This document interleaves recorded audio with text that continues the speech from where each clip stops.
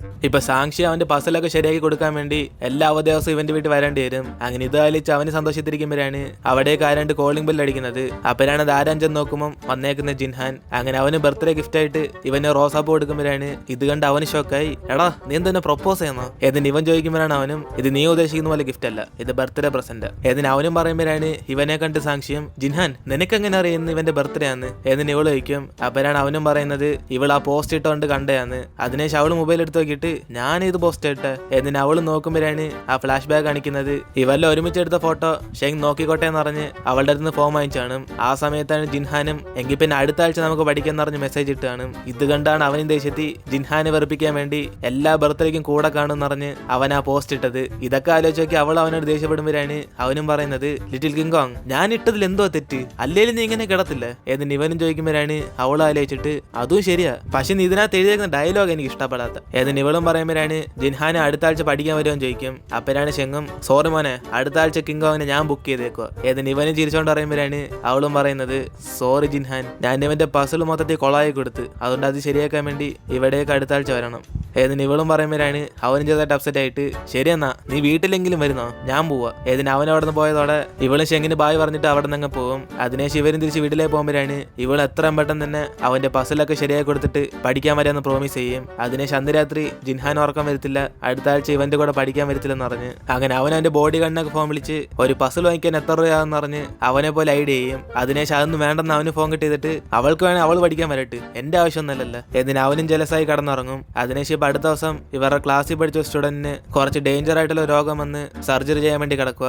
അങ്ങനെ ഇത് വേണ്ടി സ്റ്റുഡൻസ് എല്ലാവരും കൂടെ പൈസ ഒരുക്കുമ്പോഴാണ് ലിങ്ഷ്യം ക്ലാസ് ലീഡർ എന്ന നിലയ്ക്ക് അവൾ ആദ്യം 200 രൂപ ഇട്ട് കൊടുക്കുമ്പം ഇത് കണ്ട് എല്ലാവരും ലീഡറിനെ ഫോളോ ചെയ്ത് 200 രൂപ ഇട്ട് കൊടുക്കും. അപ്പോഴാണ് ഷെങ് മാത്രം അവന്റെ പേഴ്സിരിക്കുന്ന എല്ലാ പൈസയും കൂടെ അതിനകത്ത് ഇടുമ്പം ഇത് കണ്ട് ഇവരെല്ലാരും കൂടെ ഷെങ് തന്നെ ഇത്രയും പൈസ ഇടുകയാണെങ്കിൽ ജിൻഹാൻ എത്ര ഇടുമെന്ന് അവരൊക്കെ സംസാരിച്ചോണ്ടിരിക്കും. അപ്പോഴാണ് അവൻ എല്ലാവരും പോലെയും പോക്കറ്റിൽ നിന്ന് 200 രൂപ എടുത്ത് ഇടുന്നത്. ഇത് കണ്ട് അവരെല്ലാരും കൂടെ ഇത്രയും വലിയ സ്റ്റാർ ആയിട്ടും വെറും 200 ഇടുന്നുള്ളെന്ന് അവരെല്ലാം കളിയായിക്കൊണ്ടിരിക്കും. അപ്പൊ ഇവൻ ചാരിറ്റിക്ക് പോകുന്നതൊക്കെ പബ്ലിസിറ്റിക്ക് വേണ്ടിയാ. അവന്റെ ക്ലാസ്സിലെ സ്റ്റുഡന്റിനെ ഹെൽപ്പ് ചെയ്താൽ അത് പുറത്താരും അറിയത്തില്ലല്ലോ, അതുകൊണ്ട് അവൻ പൈസ ഇടാത്ത. ഏതിന് ഓരോരുത്തരും അവനെ കുറിച്ച് മോശമായിട്ട് പറയുമ്പോഴാണ് ഇതൊക്കെ അവന് മൈൻഡ് ചെയ്തിരിക്കും. അപ്പോഴാണ് ഇതൊക്കെ ഓർത്ത് സാക്ഷി അപ്സെറ്റ് ആയിട്ടിരിക്കുമ്പോൾ ഷെങ് അടുത്തേക്കൊന്ന് സംസാരിക്കും. കിങ്കോങ് ഒരു പക്ഷെ അവന്റെ ഇപ്പം പൈസ കാണത്തില്ല, നീ സമാനപ്പെട്, പിള്ളേരൊക്കെ അവന് മനസ്സിലായിക്കോളും. ഏതിന് ഇവനും പറയുമ്പോഴാണ് അവളും പെട്ടെന്ന് പൊട്ടിക്കരയാൻ തുടങ്ങും. എടാ അത് മാത്രമല്ല മറ്റവനിപ്പോ ഓപ്പറേഷൻ ചെയ്യാൻ വേണ്ടി കിടക്കുക, അവൻ എന്റെ ഡെസ്ക് മേറ്റ് ആയിരുന്നു, അവനെ ഓർത്തിട്ട് എനിക്ക് കരച്ചിലും വരുന്നു. അതേപോലെ എന്റെ പുതിയ ഡെസ്ക് മേറ്റ് ആയ ജിൻഹാൻ ഓർത്തിട്ടും വിഷമം വരുന്നു. ഏതിന് ഇവളും കരയുമ്പോഴാണ് അവൻ ഇവളുടെ അവസ്ഥ കണ്ടിട്ട് എങ്ങനെയൊക്കെ അവളെ സമാനപ്പെടുത്താൻ നോക്കിക്കൊണ്ടിരിക്കും. അപ്പോഴാണ് ഇതൊക്കെ സൈഡിൽ നിന്ന് ജിൻഹാനും കേട്ട്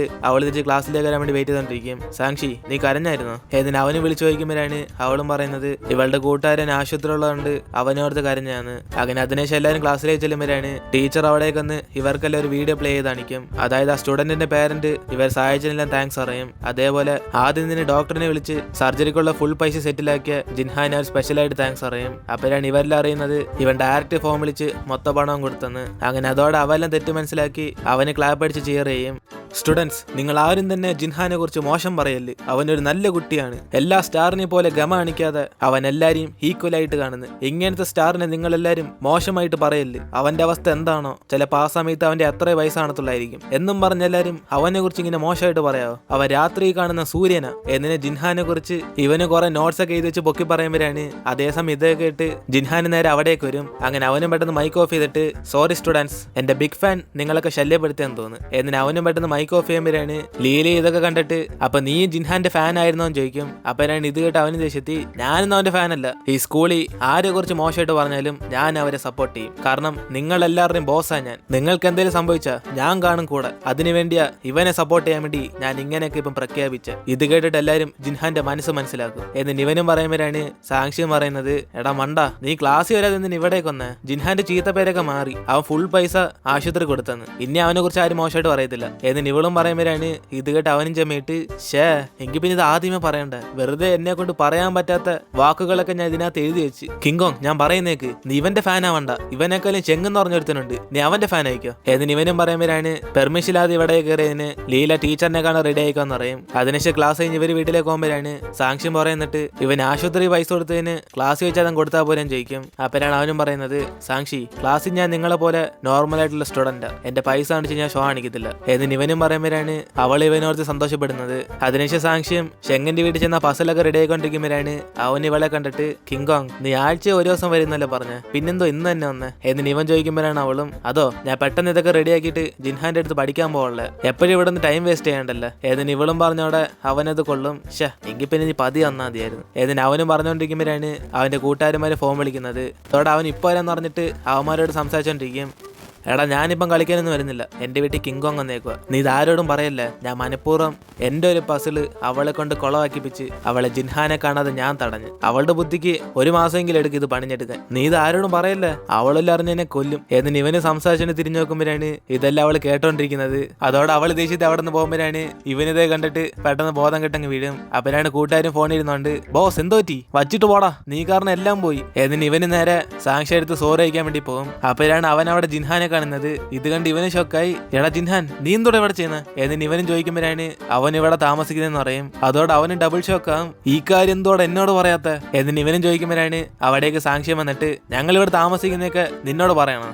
പറയണം എന്നിന് അവനും തലയാട്ടിക്കൊണ്ടിരിക്കുമ്പോഴാണ് സാക്ഷി മനഃപൂർവ്വം പ്ലാൻ ചെയ്ത് നമ്മുടെ പഠിത്തം ക്യാൻസൽ ചെയ്യാൻ നോക്കിയതാന്ന് പറഞ്ഞ് ഇനി തൊട്ട് ഷെങ്ങിന്റെ വീട്ടിലേക്ക് പോകാതെ ഇവന്റെ കൂടെ പഠിക്കാൻ വരാന്ന് പറയും. അപ്പനാണ് ഇതിട്ട് ഷെങ്ങും കിങ്കോങ് ഇനി നിന്നോട് സംസാരിക്കുന്നുണ്ട്, നീ ഒന്ന് പുറത്തേക്ക് വന്ന് എന്നിന് ഇവനും വിളിക്കുമ്പോൾ അവളും പഠിക്കാനുണ്ടെന്ന് പറയും. അപ്പനാണ് അവനും ദേഷ്യത്തി എങ്കിൽ പിന്നെ നാളെ വരാം, സോറി നാളെ ഞങ്ങൾക്ക് പഠിക്കാനുണ്ട് എന്നിന് ഇവനും പറയുമ്പോഴാണ് ഇത് കേട്ട് സാക്ഷി സന്തോഷത്തി ജിൻഹാൻ ഞാൻ നിന്നെ കുറെ ശല്യപ്പെടുത്തുന്ന എന്നിന് ഇവള് ചോദിക്കുമ്പോഴാണ് അവനും നമ്മളൊക്കെ അയൽവാസികളല്ലേ അങ്ങോട്ടും ഇങ്ങോട്ടും സഹായിക്കും, ഇതൊക്കെ ഒരു ശല്യമാണോ എന്നിന് അവന് ഷെങ്ങിനെ ദേഷ്യപ്പെടുത്തുമ്പോഴാണ് അവനും പുറത്തേക്ക് പോയിട്ട് അയൽവാസികളോ ഞാൻ ഇവിടേക്ക് വരാടാ എന്നിട്ട് നീ എന്തോ പറയുന്നത് നോക്കട്ടെ എന്നിന് അവനും അവിടെ ഒരു വീട് വാടകയ്ക്കുണ്ടെന്ന് അറിഞ്ഞിട്ട് അപ്പൊ തന്നെ അവിടേക്ക് ഷിഫ്റ്റ് ചെയ്യും. അതിനുശേഷം അവന് ഈ കാര്യം അറിയിക്കാൻ വേണ്ടി സാക്ഷിക്ക് മെസ്സേജ് അയക്കുമ്പോഴാണ് അവൾ ആ മെസ്സേജ് ഒന്നും കാണത്തില്ല, കാരണം അവൾ ജിൻഹാന്റെ കൂടെ പഠിച്ചോണ്ടിരിക്കുക.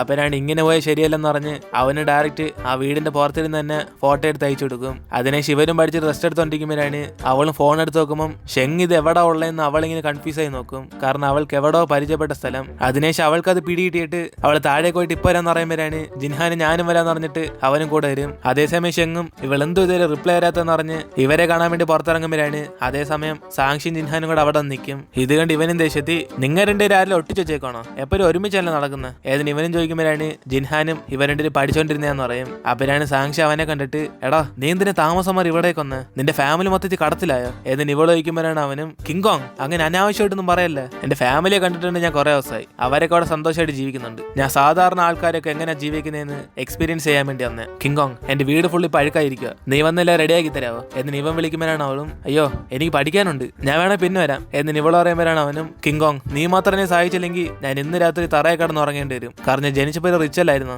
എനിക്ക് ക്ലീനിങ് പ്രോസസ് ഒന്നും അറിയത്തില്ല എന്നിന് ഇവനും പറയുമ്പോഴാണ് ജിൻഹാലോ നമ്പർ പറഞ്ഞിട്ട് ഇതി വിളിച്ച ക്ലീൻ ചെയ്യാൻ ആൾക്കാർ വരും പറയും. അപ്പോഴാണ് അവനും ദേഷ്യത്തി എടാ അങ്ങനെ ക്ലീൻ ചെയ്യുന്ന ആളെ വിളിക്കാൻ എനിക്കും അറിയാം, പക്ഷെ എനിക്ക് ലൈഫ് എക്സ്പീരിയൻസ് ചെയ്യണം, അതുകൊണ്ട് കിങ്കോങ് എന്റെ കൂടെ പഠിപ്പിച്ചെന്ന നമുക്ക് ഒരുമിച്ച് ആ ജോലി ചെയ്യാം. കുഴപ്പമില്ല കിങ്കോങ് നീ പോയിക്കോ, ഞാൻ ഇന്നും തറയെ കിടന്ന് ഉറങ്ങിക്കോളാം എന്നിന് അവനും കരയുന്ന പോലെ ആക്ട് ചെയ്യുമ്പോഴാണ് അവളത് വിശ്വസിച്ചിട്ട് എങ്കിൽ പിന്നെ ജിൻഹാൻ ഞാൻ അവനെ സഹായിച്ചിട്ട് വരാം, ഞാൻ പെട്ടെന്ന് തന്നെ തിരിച്ചു വരും നീ പോയിക്കോ എന്നിന് ഇവളും പറയുമ്പോഴാണ് ഷെങ് അവിടെ നിന്ന് കളിയായിക്കൊണ്ടിരിക്കും. അപ്പോഴാണ് ഇതൊക്കെ ജിൻഹാനും കണ്ടോണ്ടിരിക്കുമ്പോൾ അവള് തിരിഞ്ഞു നോക്കുമ്പോൾ ഇവന് വീണ്ടും കരയുന്ന പോലെ ആക്ട് ചെയ്തോണ്ടിരിക്കും. അപ്പോഴാണ് ഇത് മനസ്സിലാക്കി അവനും എന്താന്ന് വെച്ചാൽ ചെയ്തെന്ന് പറഞ്ഞിട്ട് അവൻ ദേഷ്യത്തിൽ വീട്ടിലേക്ക് പോകും. അതിനെ ശിവനെ വിളി വീട്ടിലേക്ക് വിളിച്ചോണ്ടായിട്ട് ആ പസിൽ തട്ടിയിട്ട പ്ലാനിനൊക്കെ സോറി അയക്കുമ്പോഴാണ് അവള് ഷോക്കായി. ഷെങ്ങൊക്കെ സോറി അയക്കുമെന്ന് അവള് ചോദിക്കും. അപ്പോഴാണ് അവന് നാണം വന്നിട്ട് അതെന്തോ ഞാനിന്ന് സോറി അയച്ചോളാം, തെറ്റിയത് ഞാനല്ല, ഞാൻ സോറി അയക്കുന്ന നല്ല ശീലം ഏതിന് ഇവനും പറയുമ്പോഴാണ് അവളത് കൂളായിട്ട് എടുത്തിട്ട് അതൊക്കെ ഞാൻ എപ്പോഴാ മറന്ന്, നീ അത് വീണ്ടും ഓർമ്മിപ്പിച്ച, എങ്കിൽ പിന്നെ വാ നമ്മൾ ക്ലീൻ ചെയ്യാം എന്നിന് ഇവരുടെ ഒരുമിച്ച് ക്ലീൻ ചെയ്തതിനു ശേഷം അവന്റെ വീട്ടിലെ സ്പെയർ കീ കൊടുക്കും. അപ്പോഴാണ് അത് കണ്ടിട്ട് അവളും